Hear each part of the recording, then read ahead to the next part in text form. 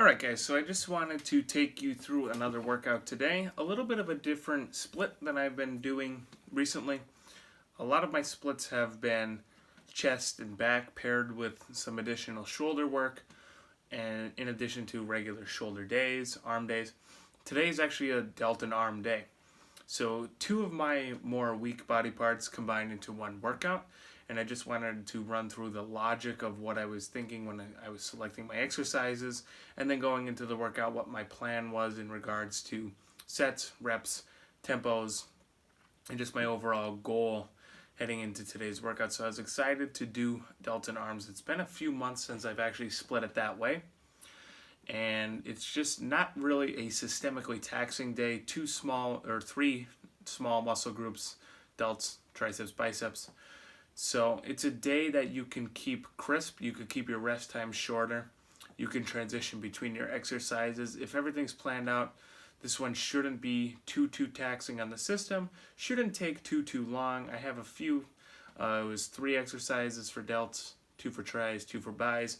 So a reasonable 7 exercise workout. Only a few sets per exercise. So getting into shoulders to start. My first exercise was a plate-loaded machine shoulder press, and I've been really getting into this machine recently. I've had it in my programming where I will actually train my delts with my chest on my chest day and on my push day earlier in the overall split. And this is the same pressing motion that I'm doing in all of those days.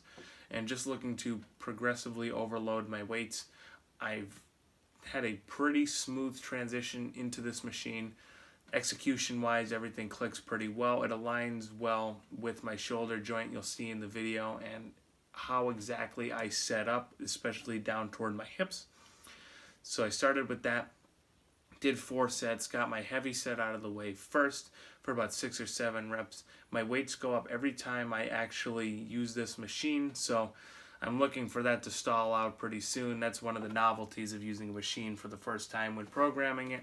So your first few workouts, you're going to progress in load.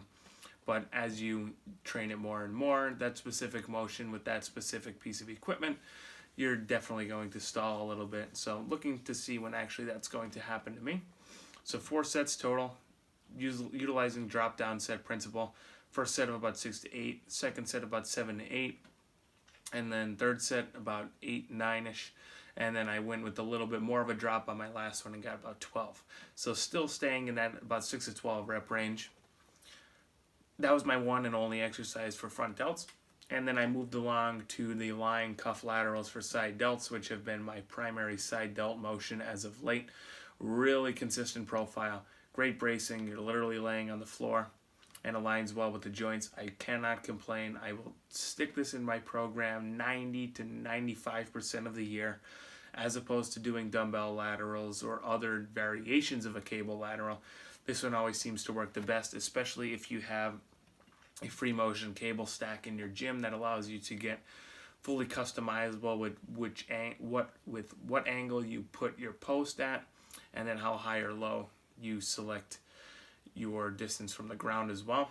And you'll see I do these with ankle cuffs. It allows me to prevent from leading with my hands with the motion, but I will also stick fat grips in my hands to give me something to squeeze into as hard as I can for a little bit more side delt activation with that. As for that, 3 sets, again in the 6 to 12 rep range. First set heaviest, and then drop down from there. Next, I did a little bit of a rear delt extended set, so it was a slight variation to a face pull and a high rear delt row. So you'll see as I get actually into the exercise itself, just like a traditional face pull, but you see that I pulled a bench into the cable stack for some additional chest bracing, which allows me to drive my chest forward as I'm pulling high and wide back in my face pull. And then from there, to extend the set, a little bit of a mechanical drop per se, I simply brought my elbows in a little bit closer and turned from a face pull motion into more of a rowing motion to get a few more reps on top of it. Did 3 sets there total, and then moved along. So that was my entire shoulder workout, sticking in that same rep range. Didn't actually need to use any intensifiers, no drop sets, no rest pauses, nothing like that. Then I moved along into the tricep portion. First tricep exercise, I used the prime short bar attachment and the two ropes that I have knotted. And this is a great exercise. I have trained a lot with the 2-arm cross pushdowns, and I've, not to say that I've exhausted my options there, but looking for a change, and this is a great swap because with the short bar attachment, it allows you to align your joints perfectly. And I've also noticed a little bit more strictly output on these. It's a lot easier on the stabilizers and your scapula, so this won't pull you forward as aggressively as a cross pushdown would. So we actually want our triceps to be the thing that fails, or the muscle that fails first. And with this exercise, I've actually noticed that. Did 3 sets there, and then moved along and stuck with the ropes. And another exercise that I actually experimented with, and I liked it. So a few weeks ago in the gym, I was talking to my friend Pat, and we were collaborating a little bit on an overhead style motion with ropes. And we came with a really good motion where we pulled the ropes fully lengthened and then ran it from the top. So that was a really good exercise for alignment. Absolutely wonderful alignment through the elbow joint. Good profile. But I said, how can I make this a little better?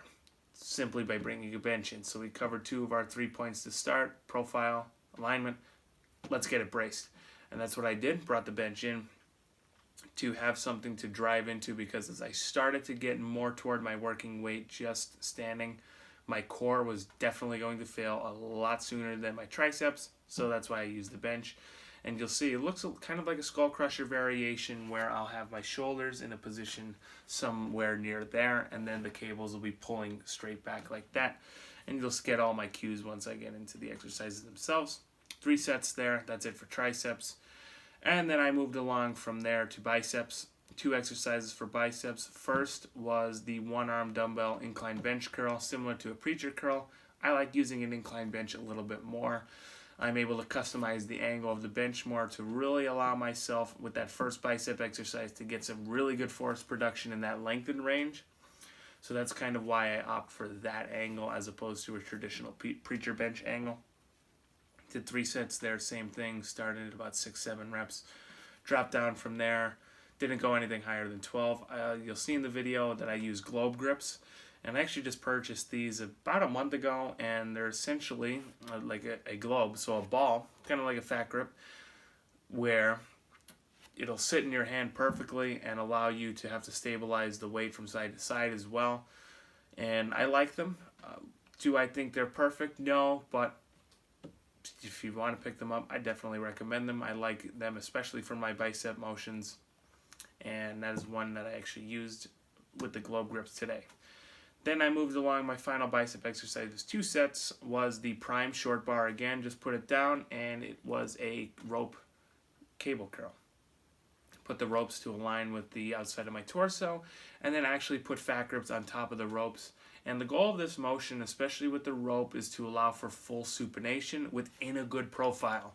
So the problem with supinating with a dumbbell curl is when you supinate near the top, in all reality, you have a very short moment arm. So the tension is very close to the joint, so there's not going to be a lot of tension there.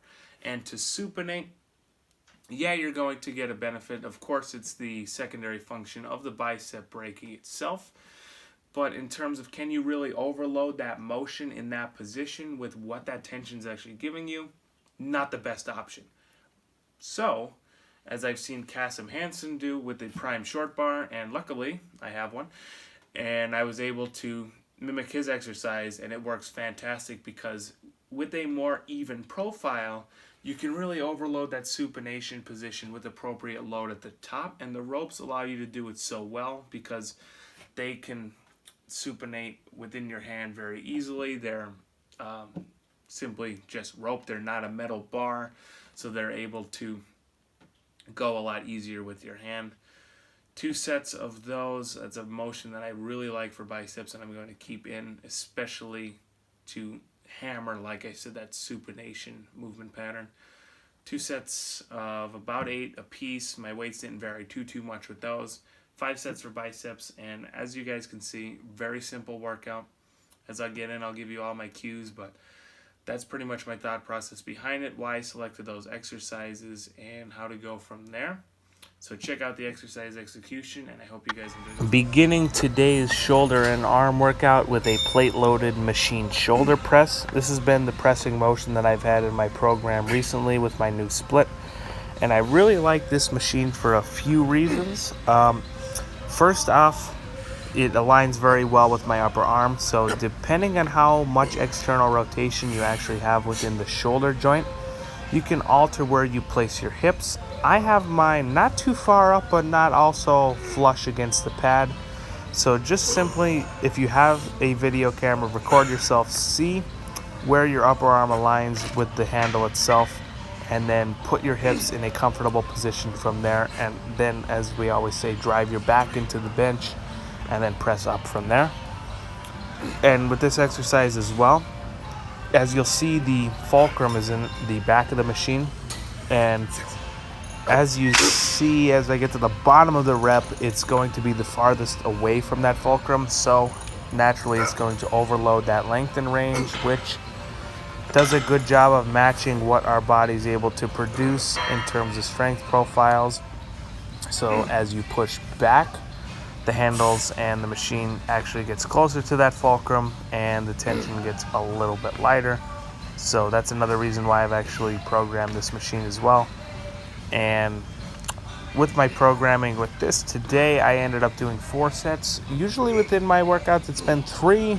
Since I was training alone, didn't have forced reps for my first sets, or any sets for that matter, today, I felt I needed a little extra set. And of course, with me knowing my physique, a little extra delt volume would never hurt.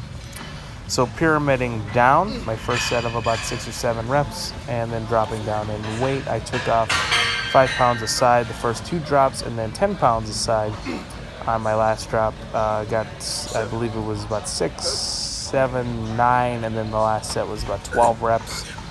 And with this motion, this is all I've been doing for front delts. Haven't been doing raises or anything like that, because my training phase has been primarily neurological and hypertrophy. So just focusing on a big pressing movement, whatever form it may be, to handle the front delt work. Then I moved along to my side delt exercise for the day, and as usual, it's going to be the lying ankle cuff lateral raise. And with this exercise, bracing, phenomenal. You're literally lying on the floor, stable. My feet are, as you can see, they're pressed against the cable stack for a little additional bracing, as those cables will pull me in. And then from there, the advantage of using the ankle cuffs, you don't actually have the tension in your hand, if that makes any sense. So that will take away your likelihood of actually leading with the hand, allowing you to think a little bit more with the elbow, and allow you to figuratively touch the opposite walls, and using that cue to prevent your traps from taking over in this motion.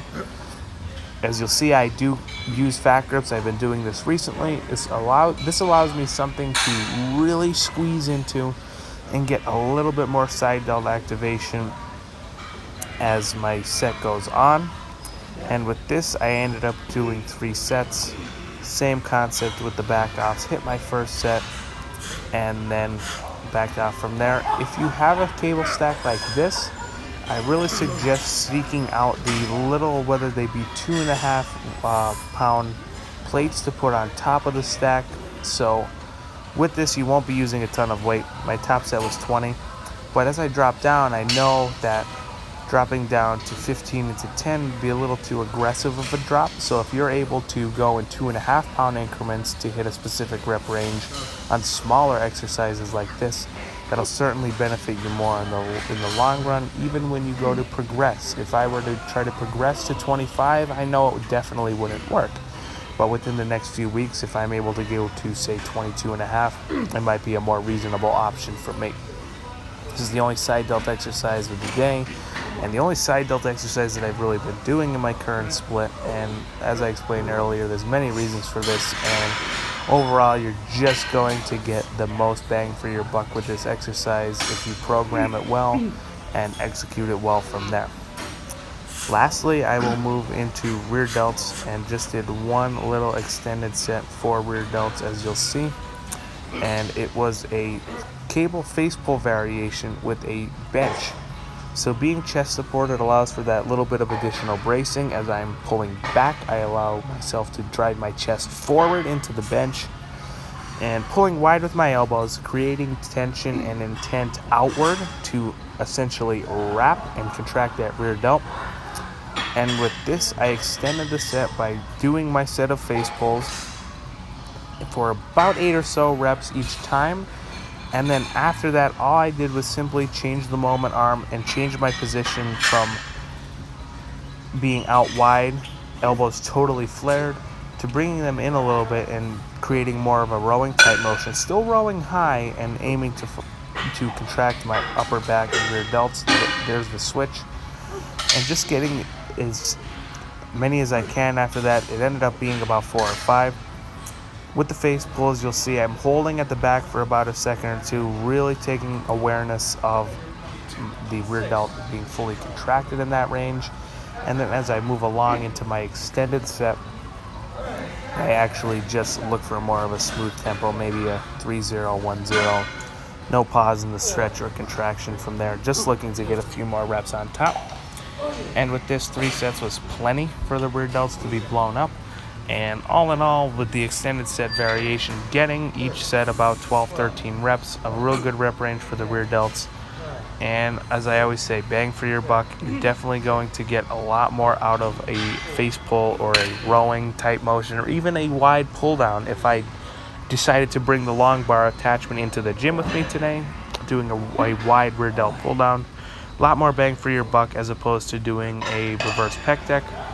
I will keep reverse pec deck in my programs from time to time, but creating the upper back stability, creating the bracing here, and allowing myself to pull wide with my elbows flared, I've just noticed a much better rear delt contraction, allowing myself to align those fibers better than a reverse pec deck would. This motion just benefits me a lot more, and that's why I'm doing these motions more and more frequently in my delt training. And that will be it for delts. 1 exercise for fronts, 1 for sides, 1 for rears. Very simple. That's where proper exercise selection and execution really comes into play. So when you have only a little bit of volume to work with, you make it count with good exercises that are executed well and executed to failure. And in turn, you'll realize you won't need a ton of variety. You won't need a ton of volume, and that's our goal. Want to keep the volume low, keep that intensity high, and give us a real good opportunity to build from there, especially if we were to plateau. Moving on to triceps. Using the prime short bar attachment with 2 ropes. This is a great exercise for alignment. You'll see my elbow joint aligns perfectly with the tension here, and that's the advantage of using the short bar. You can see I'm 1 notch in, so if someone didn't have a torso as wide as me, they could go in farther, or if someone was wider than me, they could go out to that last notch. That's the great customizability that Prime offers you. And then using the ropes, and just standard gym equipment that you'll have anywhere. And I mentioned in the logic section, switching up a little bit from the 2-arm cross pushdown, because I've noticed with that, my scap is going to be what fails first. With these, not so much. In turn, if my triceps are the muscle that will fail first, output is going to be significantly increased based on that fact alone, and it allows a real good position to spot, a lot easier spot. If you were to get force reps from a training partner on this, they'd simply just have to grab the bar, give you a little push down. Much harder to spot a cross push down evenly. So there's another advantage of that. And if you have the Prime equipment, definitely use it. Well worth the investment. Programming with this one is going to be 3 sets. Same concept with the drop down principle. Hit my first set of about 7 or 8 reps. Probably could have went a touch heavier on the first one, but then from there backed off about 10 pounds each set on the cable stack, and then got my rep range up more toward 12 toward the end or the 3rd set of this tricep exercise. And then lastly, I moved along and after this final set, I wanted to experiment a little bit more with an overhead type motion, little skull crusher type motion. You'll see that next as I finish up here. If arms are a weak point for you, like they are for me, you can probably get away with doing just this exercise for triceps and spending a lot of time mastering this exercise. And that's been a key point within my training recently, mastering a few exercises, treating them as skills because they are skills, and learning the intricacies of the form. And then once that set starts, keeping everything locked in and getting ready to go execute with effort. And then I believe this will actually be the last set. Might have actually put one in twice. Well, lucky for you guys, you get to look at me again. Training arms, which I should be doing more often, but what are you gonna do? I think this actually, I might have actually messed up the order. This might be my second set. I might have shown my third set twice. Just bear with me on this one. You might only have a few more seconds. And then we'll actually get on to the tricep exercise that we want to do, which is I don't even know if I could come up with a name for it. Seated rope extension, something along those lines, and here it is.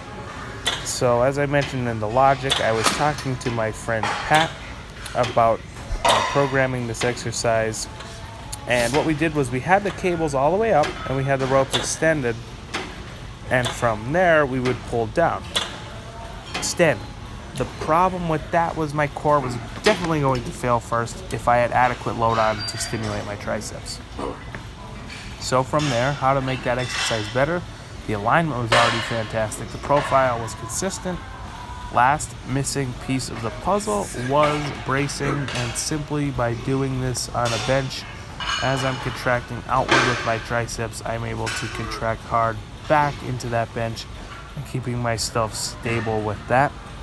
Programming with this, I did three sets. Same thing, backing off. Actually had to back off a little bit more significantly than I thought I was going to need to. But that's just the way it goes, especially trying out a new exercise. And with this one setup, it really isn't too hard. A lot of stuff you will see at any common gym. You have your bench, you have your ropes, tie a knot. If you have individual ropes and you have two of them, by all means use those. We only have one at our gym, so I had to tie the knots themselves. And then from there, you can see alignment perfect, and then gives you a really good opportunity for some work output. And with the customizability with this as well, look for a crossover stack that's free motion and you could manipulate the angles. As I was telling my friends when I was actually doing this exercise, I have the cables in all the way, so in between notch 1 and 2 would have been a perfect alignment for my elbows. 2 was a little too wide. 1, which I was using here, is a little bit too narrow, but at that point I'm just nitpicking. You got a 27-second and trying to make things better and better. But what are you going to do there?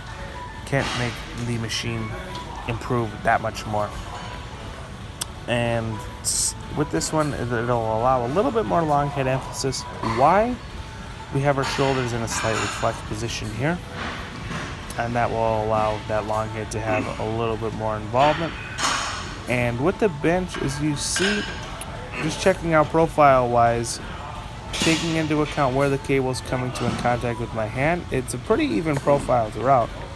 It will drop off a little bit at the top, which is nice, getting a little more length and overload, but you can customize that with your distance from the stack. Moving on to biceps. And the first bicep exercise I have is the one-arm dumbbell incline bench curl.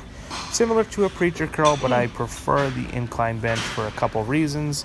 And as you'll see, as I go down to the bottom of the rep, looking 90 degrees right there, perfect, is what I'm trying to do. Really trying to overload that length and range with my first bicep exercise. Get some output there, matching what my muscle can actually produce. So I'm stronger on the length and range. Let's overload that length and range. And as I contract my bicep, I get progressively weaker, and the tension actually drops off as the load gets closer and closer to that lever. And I mentioned in the logic section, using globe grips on these, you might see as I put the dumbbell down there. I like these. Are they perfect? No. Did they make or break your bicep training? Certainly not. But a smart pickup if you want. Allows the tension to be more centered in your hand and allows you to stabilize from that position left and right. Also, you can definitely get customizable with where you actually put the globe on the dumbbell. So if you really wanted to overload supination, you could put it all the way toward the inside of the dumbbell. Or if you want, and you weren't able to move a specific load as well as you would like to, move it all the way out in the dumbbell. That'll take a little tension off. And knowing that, my next thought will be maybe I could extend a set with that, and definitely look for that in the future. That actually just struck my mind a little bit, using these globe grips to my advantage more than simply just putting them on for my normal exercise. Programming this 3 sets, same drop down principle. Another huge advantage of doing this one arm is not only the alignment of the wrist, elbow, and shoulder, but also you have a built-in spotter. Your other hand can help dig you out of the hole of a rep, allow you to get a force rep or two. So when I said I didn't have a spot for any of my exercises earlier in this video, I lied. I had my trusty other hand to come in and move the dumbbell up for me on this exercise. And if I was able to actually get a view in front, you will see in even greater detail of how well this exercise aligns. This is definitely one of those where I could use the buzzwords and say if I had to do one bicep exercise for the rest of my life, this may be it. Especially this variation, because like I said, it matches so accurately what your muscle is able to produce. And then with alignment, especially through the elbow joint, me included, I've had problems with my elbows in the past, of course, before I learned the principles of alignment and tension and all the wonderful things that lead you on the journey of intelligent muscle building. But I would be a liar if I said I hadn't been there with some elbow pain. So this helps alleviate that. Let the tension go through the joint in a straight line, and you'll be amazed at how well the joint can do. And whatever joint that may be for you, whether it's your knees, your shoulders, your elbows, and elbows are usually the big one, and I hear people complain all the time in the gym about having bad elbows, but do not take alignment into consideration. Little side rant, but lose your attachment to the exercises that you're doing. Look at things from a broad perspective. Take the emotions out, use your brain, and actually select exercises that will work and align well for you. This is the last set. My top working set was the 40-pound dumbbell, getting about 6 and then maybe a force rep or 2 on top. I believe it was 2 force reps each set, depending on or regardless of the rep range actually. And then moving along, I did 10 reps with my second weight, which is the 35-pound dumbbells, and then 12 reps with the 30-pound dumbbells on my third and final set, which is shown here.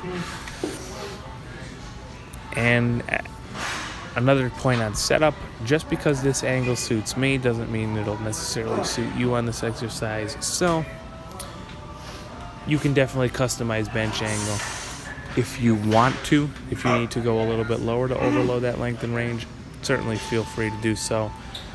This is just the angle that has worked particularly well for me.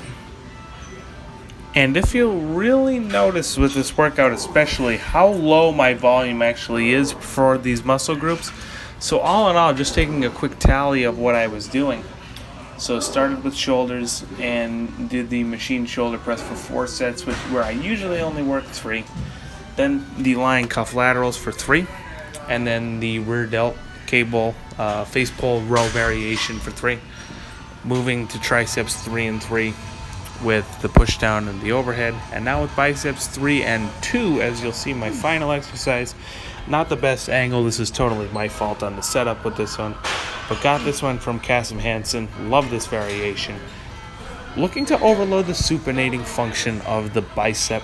So doing that with a rope on the Prime Fitness short bar attachment, pulling the rope all the way. You can do that, or you could tie a knot depending on how long you actually want the rope and how far you want to stand away from the cable. And I also put the fat grips on the rope. You can see the little bit of blue peeking through there. So that allows me to overload the supination function and the supinated range at the top of the rep with appropriate load, doing it on a cable rather than doing it with a dumbbell. So I only did two sets with these. Very simple. Keeping aligned. This exercise has everything. Alignment profile. Not as much bracing, but you're not moving too much of a load. So you don't have to worry about your core really failing unless if that's the case, you may have larger problems on your hands, but that's not my problem to fix. So doing my 2 sets here. First set of about 7 or 8 reps, then dropping down from there. This is another bicep exercise that I'll definitely keep in my programming, and excited to get the benefits of this. So I hope you guys enjoyed this delt and arm workout, and be aware for future workouts as well.